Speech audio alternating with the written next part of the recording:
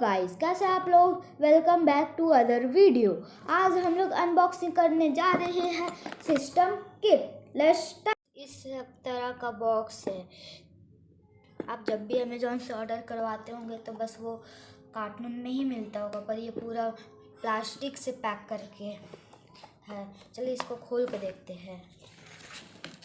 आप जब खोलेंगे तो आपको एक बुक मिलेगा। बुक में सब के बारे में दिखाया गया है।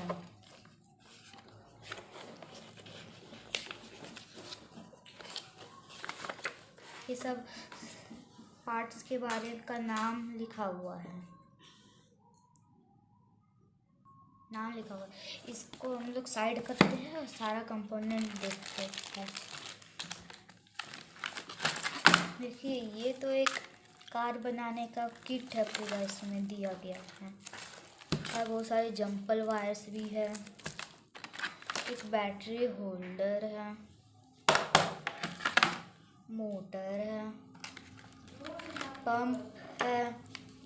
पंप है, फैन है और ये सब सेंसर्स हैं।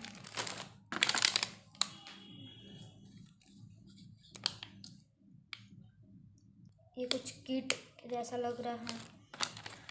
ये भी वही लग रहा है। ये भी सेंसर ही है।